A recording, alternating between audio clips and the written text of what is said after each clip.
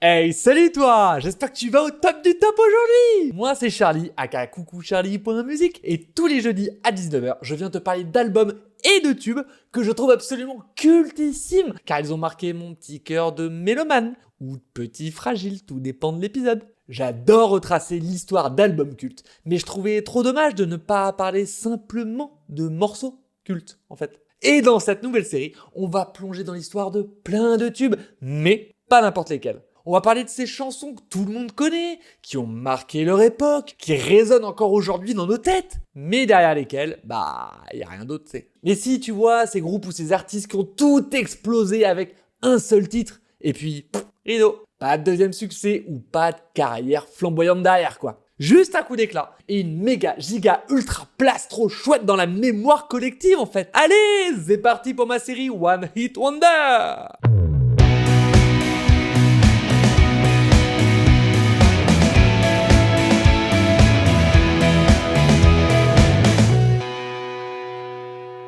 Et aujourd'hui, j'ai choisi un terrain de jeu qui me tient particulièrement à cœur. Le rock. Bon, il y aura aussi des trucs plus smooth, alternatifs, tu vois. Mais on va dire rock pour simplifier. Car ouais, le rock a donné naissance à des monstres sacrés, des carrières incroyables, mais aussi à des petits feux de paille, des chansons cultes, énormes à leur sortie qu'on connaît encore par cœur. Mais impossible de citer un autre morceau du même groupe en fait. Alors dans cet épisode, on va remonter un peu dans le temps, des années 70 aux années 2000, pour revisiter 9 titres rock et alternatifs devenus cultissimes, qui n'ont jamais vraiment eu de suite. Bien évidemment, cette liste n'est pas exhaustive, juste les morceaux que moi j'avais envie de te parler. Et tu me donneras ton avis sur la petite selecta en fin d'épisode, en commentaire.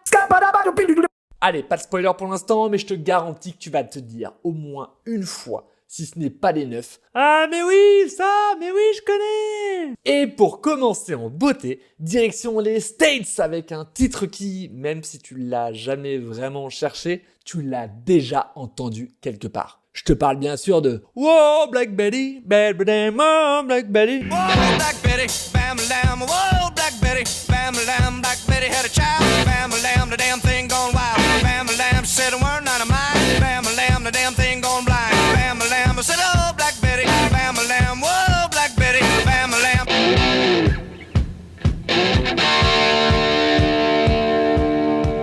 Ram Jam, c'est un groupe new-yorkais formé un peu par hasard autour du guitariste Bill Bartlett. À la base, c'était même pas censé devenir un groupe sérieux. Notre petit Billy avait repris une vieille chanson folklorique afro-américaine, Black Betty, qui circulait depuis le 19e siècle. Il en fait une version rock survitaminée avec un riff ultra efficace. Et là, boum, ça explose. On est en 77. Le punk est en train de secouer l'Angleterre. Le disco envahit les radios et au milieu de tout ça, débarque Black Betty avec son énergie brute. La chanson se hisse direct dans les charts. Top 20 aux US, top 10 au Royaume-Uni, énorme carton en Australie. Bref, c'est un hit mondial instantané. Anecdote marrante, à sa sortie, la chanson fait polémique. Certaines associations l'accusent de connotation raciste vu les origines folkloriques des paroles. Résultat, plusieurs radios refusent de la jouer. Ce qui a évidemment eu l'effet inverse, et a rendu le morceau encore plus populaire. Évidemment, bad buzz is a buzz.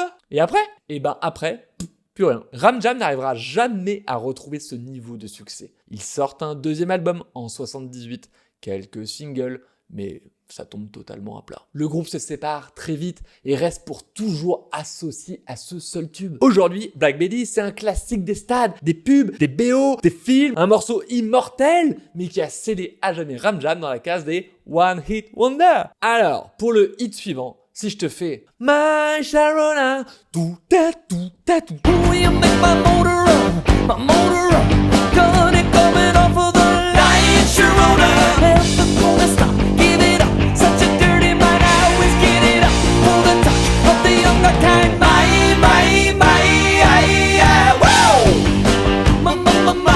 Sharona.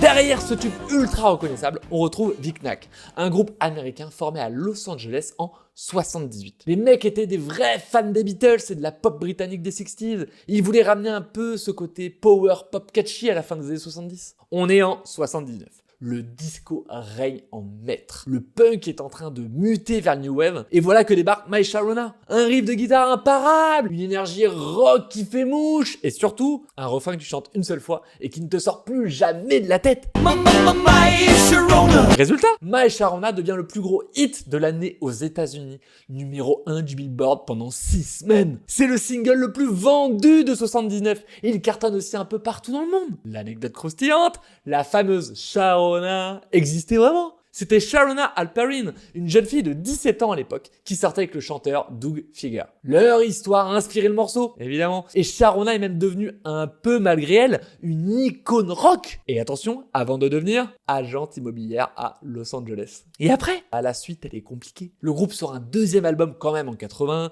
mais le public les accuse déjà de n'être qu'une copie un peu low cost des Beatles. Le succès s'effondre quasi immédiatement. Ils ne retrouveront plus jamais l'ombre de la gloire de My Sharona. Aujourd'hui, la chanson reste culte, souvent utilisée dans les pubs, les films ou les séries pour symboliser la fin des 70s. C'est même repris pour le film de Michael Youn, Les 11 Commandements. Tu te rappelles ?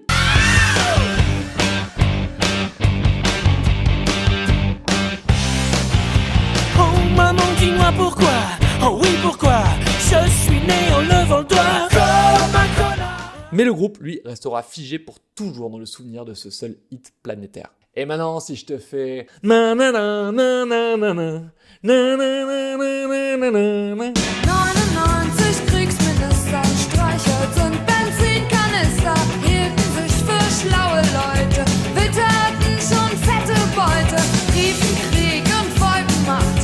Mann, wer hätte das gedacht, dass es einmal so weit kommt, wegen 99 Luftballons.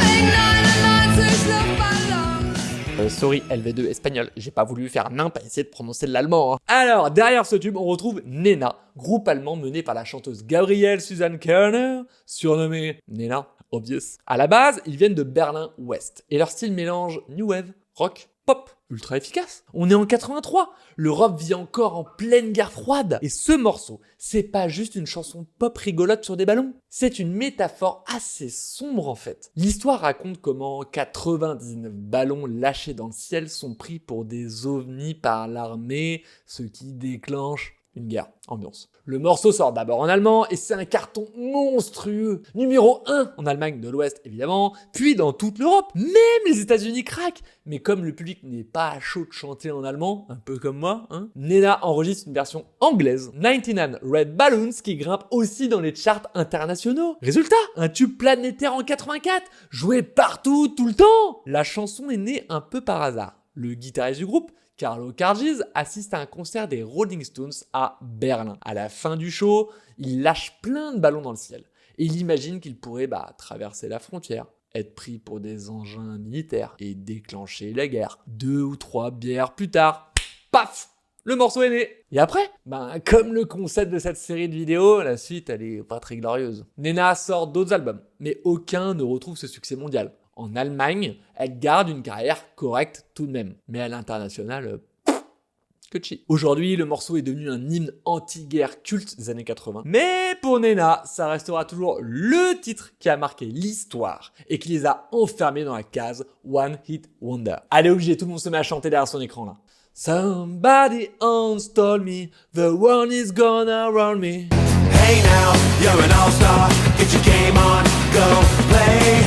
Hey now, you're a rock star. Get the show on, get paid. And all that glitters is gold.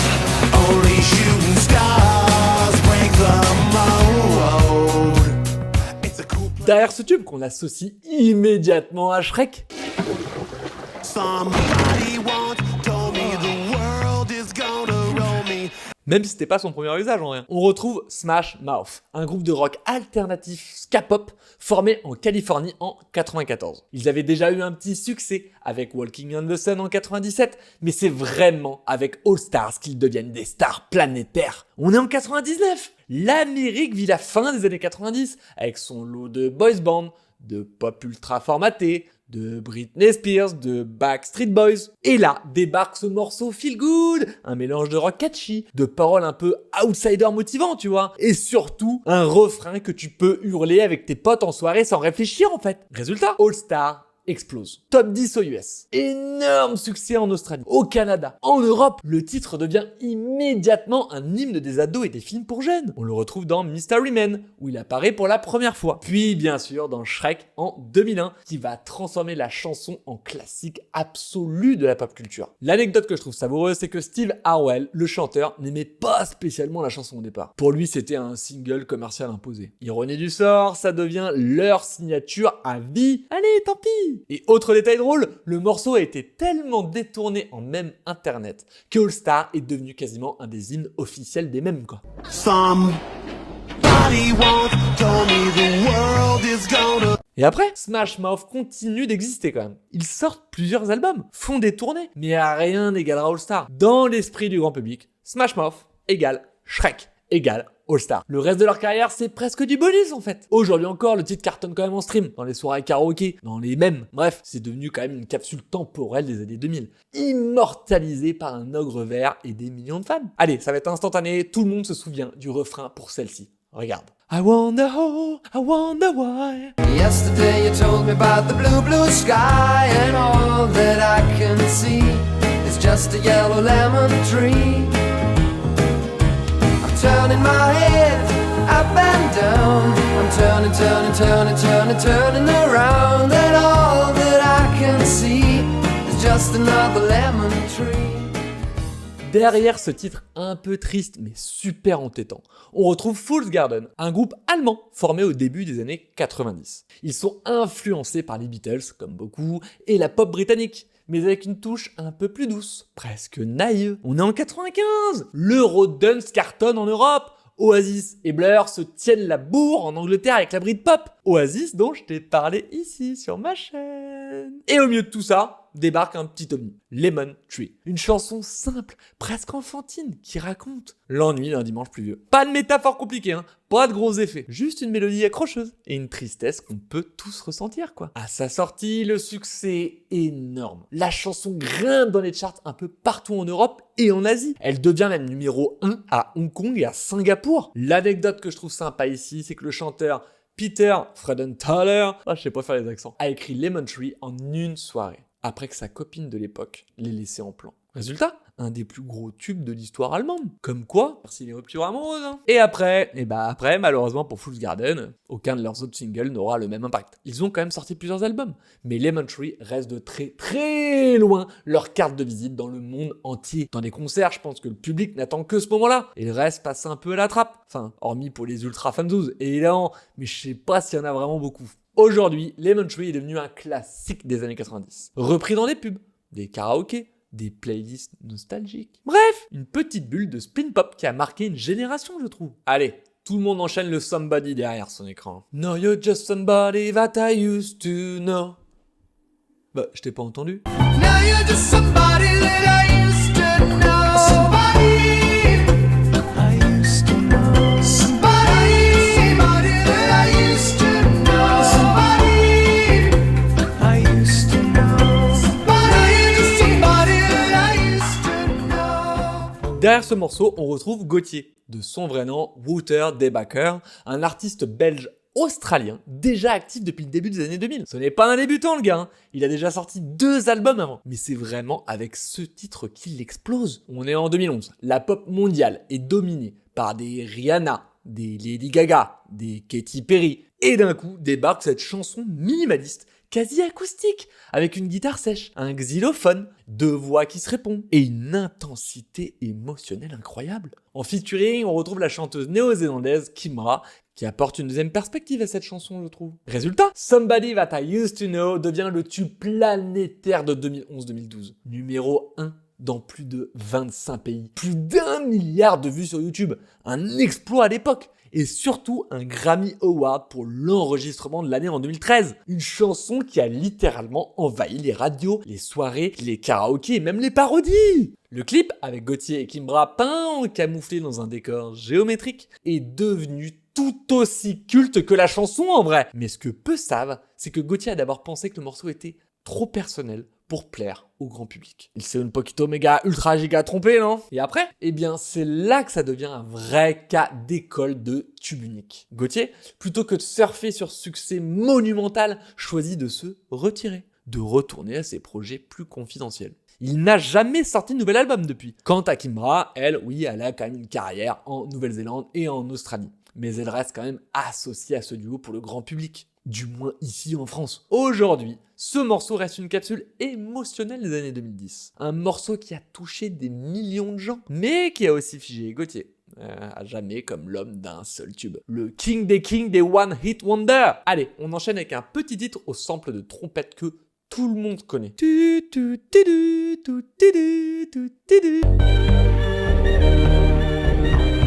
Just tell me what you've got to say to me. I've been waiting for so long to hear the truth. It comes as no surprise at all, you see. So cut the crap and tell me that we're through. Derrière ce tube, pas de grand groupe, pas de label géant. Juste Jyoti Mishra, un musicien britannique d'origine indienne, qui sort ce morceau sous le nom de scène White Town. Le plus dingue, la chanson a été composée, enregistrée et produite dans sa chambre, avec un vieil ordinateur et un sampler tout pourri. Génie! On est en 97, c'est l'apogée de la Britpop comme je te disais. Et la pop américaine truste les radios avec les Spice Girls. Et au milieu de ce paysage ultra produit, débarque Your Woman. Un son lo-fi, une ligne de basse hypnotique, une trompette samplée d'un vieux disque des années 30, My Woman de Lew Stones.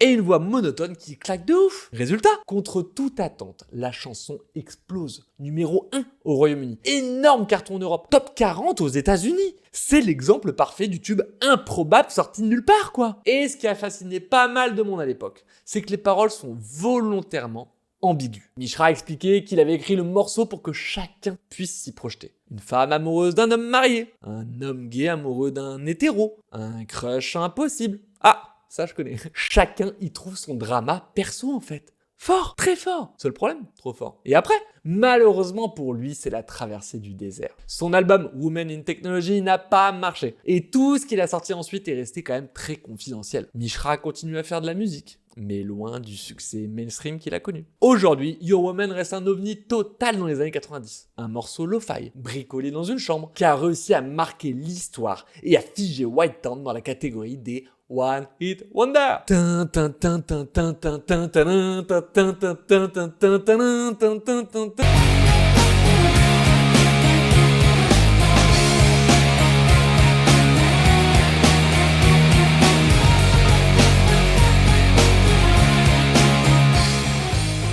Derrière ce tube, on retrouve Liquido, un groupe allemand, encore, formé en 96. Composé de 4 potes, et je m'excuse direct pour la prononciation. Wolfgang Schrodel, Walt Mayer, Stefan Schultz Holthaus et Time Ironman. Ils mélangent rock alternatif, grunge et pop dans un style très 90. On est en 98. La Britpop domine les charts, comme j'arrête pas de te dire dans cette vidéo. Le rock US s'impose avec Green Day ou encore The Offspring. Et d'un coup, débarque Narcotique. Une chanson au piano entêtant, avec un refrain puissant et une énergie électrique qui va marquer instantanément son époque. À sa sortie, c'est un carton monumental en Europe, numéro 1 en Autriche, énorme succès en Allemagne, en Scandinavie, en Italie. En France aussi, le morceau devient un classique des radios rock et des soirées étudiantes en vrai. Ce que je trouve sympa ici, c'est que ce titre a été écrit par Wolfgang Schrodel à seulement 17 ans. Au départ, le groupe ne croyait pas trop en son potentiel. Et pourtant, c'est ce riff de piano ultra simple, mais génial qui va transformer leur vie. Aujourd'hui encore, c'est le passage que tout le monde attend quand le morceau démarre. Et après, eh bien la suite est beaucoup plus discrète, comme à chaque fois. Liquido a sorti plusieurs albums après Narcotique pourtant, avec un petit succès quand même en Allemagne, faut le reconnaître. Mais ils n'ont jamais réussi à retrouver ce succès international. Et le groupe s'est finalement séparé en 2009. Aujourd'hui, ce morceau, ça reste quand même un hymne des années 90. Un pur one hit wonder qui a marqué au fer rouge une génération entière de petits rockers. Allez, je te fais le petit dernier de ma Selecta. And you jack it out, do do do do.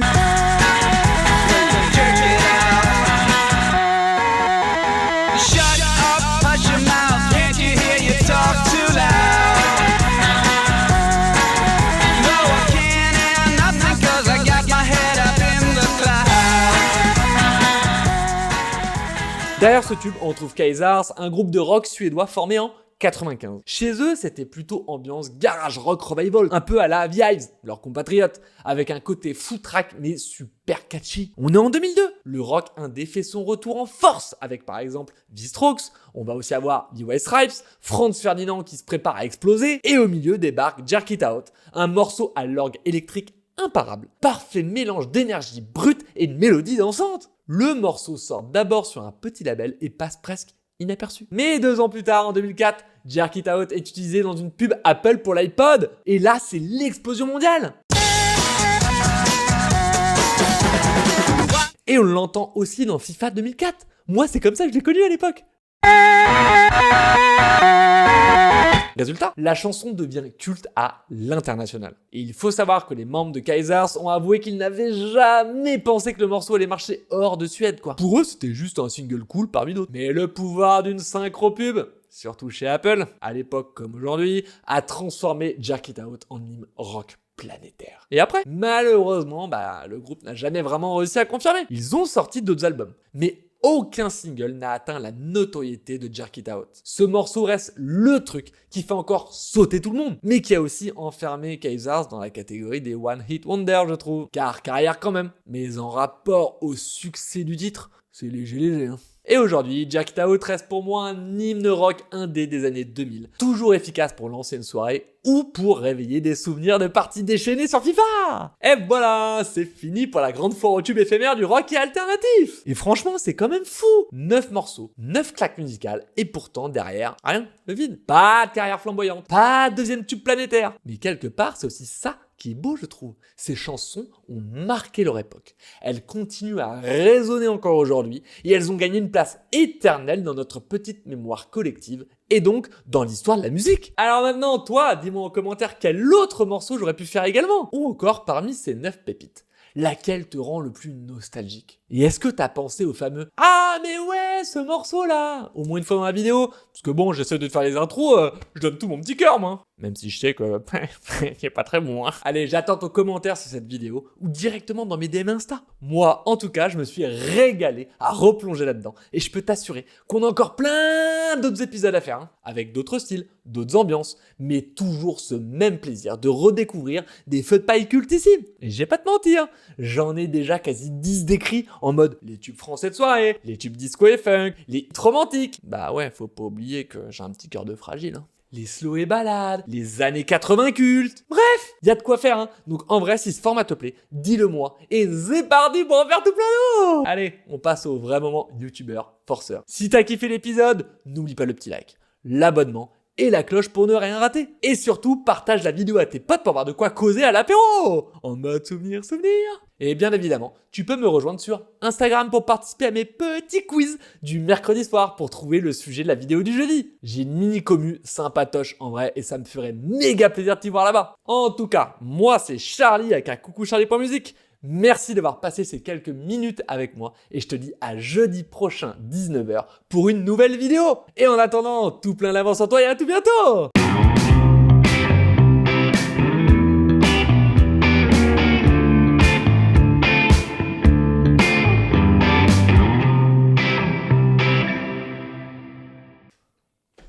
Oh, je suis nul.